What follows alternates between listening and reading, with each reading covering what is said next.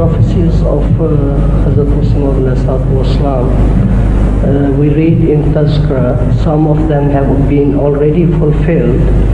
Is there a possibility that his prophecies can repeat time after time again? It depends on the nature of the prophecy. Some prophecies have a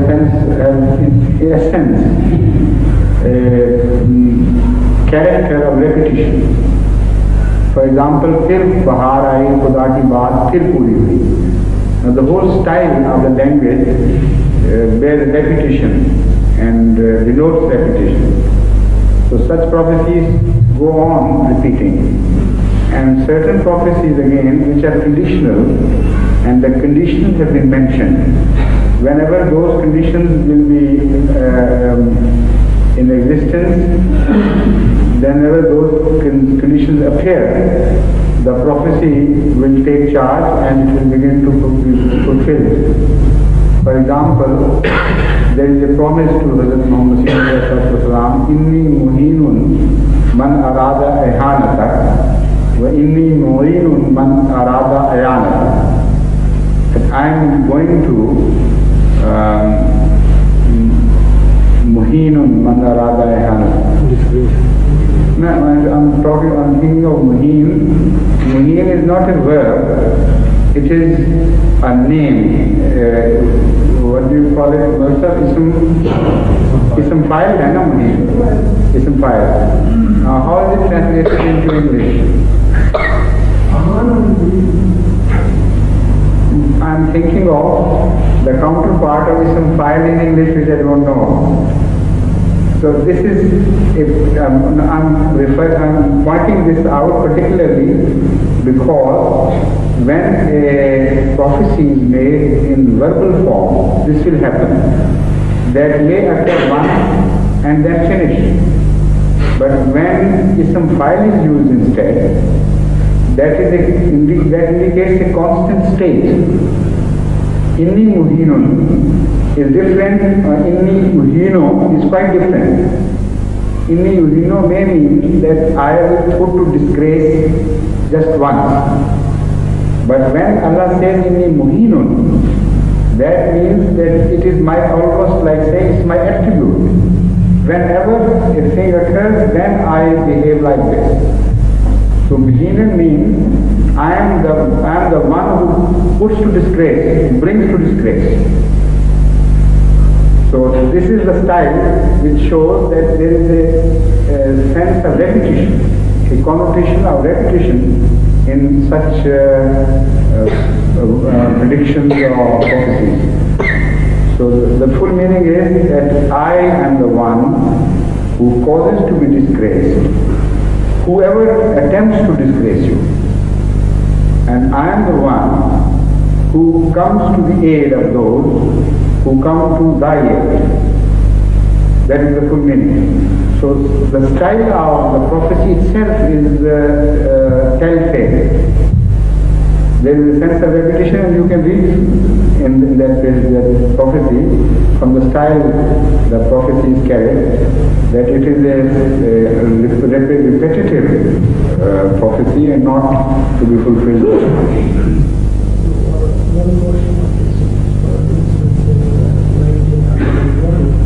There were certain prophecies about the earthquakes or about the plague town. And then you come and you see that after in 1906 or 7, these prophecies are repeated again. So does that mean that the one prophecy which has been already fulfilled in the time of Hazrat Muslim Islam, and then as for I myself was reading through it, I feel that there is a chance of the plague again and all those. Yes, sir. So could you please? In fact, I wrote an essay on this very subject about 12 years or so ago, and that was published in Al-Furqan when Hazrat Maulana Sahib was alive at that time, and when he was the editor and the proprietor of course of Al-Furqan. So he asked me to write something on any subject, so I chose this plague. And my approach was this, that I went into the history of plague to understand the phenomena, because Islam had laid great stress on this fact that this plague is not just like any other ordinary disease. It has been particularly chosen by Allah to punish the transgressors and those who refuse to believe. So when I read the history of plague, I was wonderstruck by the fact that plague had also appeared in the time of the first Messiah. And when I pursued the history of plague from then onward, I was again surprised by apparently coincidences, but they were not coincidences, they were decreed things. That the plague, first time it struck only that small area where Christ appeared and he was refused and then he was persecuted. So it was a limited strike of plague, only to that area where atrocities had been committed against Jesus Christ, peace be upon him. And after a while it disappeared, and then it reappeared after exactly 100 years from that time. And when it reappeared, its sphere was much wider, but not wider than the world of Christianity.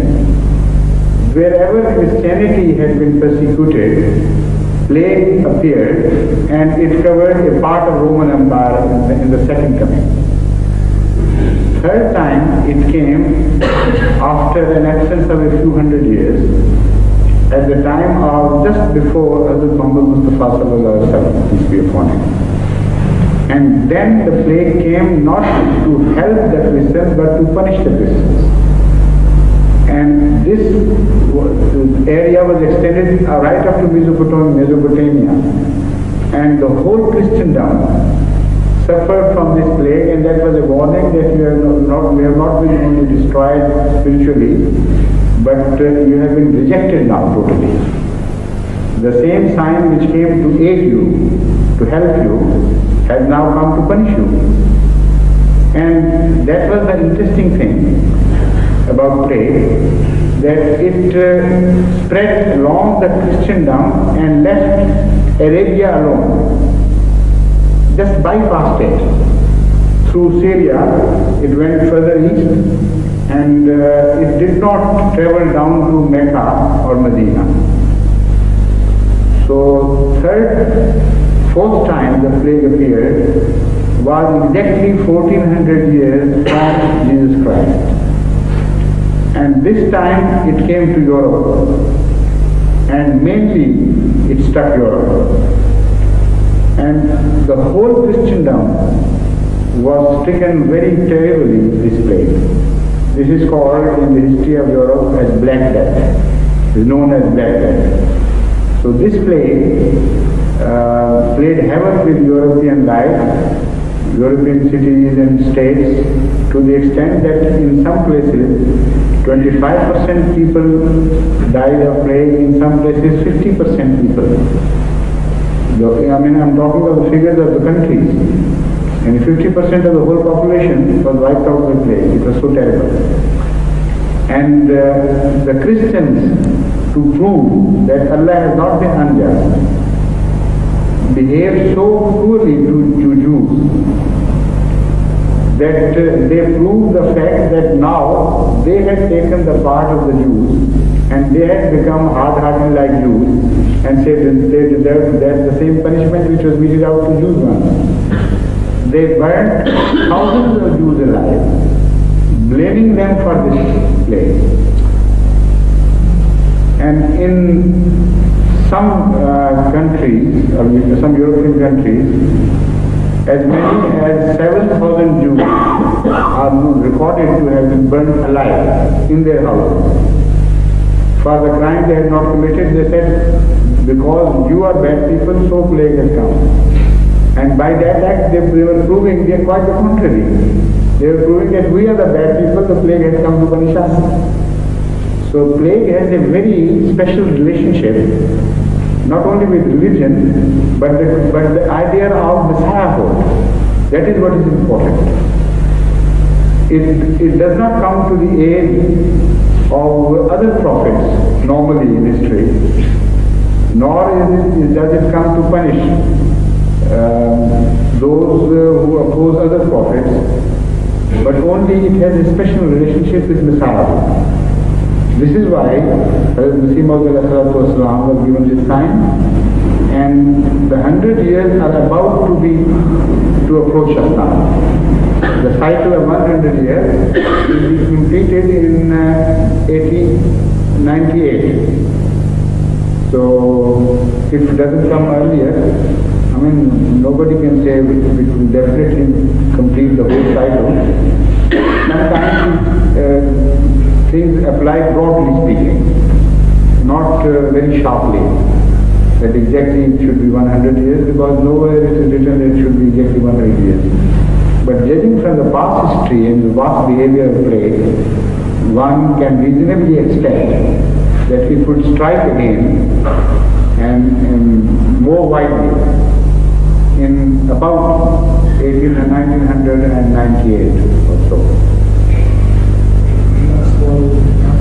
Is not enough? Well, in that case, the same thing will apply to Ahmadis and the believers, the true believers of the Muslim. Of course, as long as they remain true believers and fulfill the conditions, it will apply, that guarantee of safety will apply to them as well. But if they have transgressed, to that extent they will be out of this cover. But on the whole, I cannot realize any situation where plague treats both equally. It's impossible. Because we have not yet conquered, we have not yet reached that point where we can say we have fulfilled the purpose of our creation. So naturally before that, we will not be permitted to be destroyed morally by Allah, inshallah. And the plague will show the same difference between Ahmadi and non-Ahmadi, generally speaking.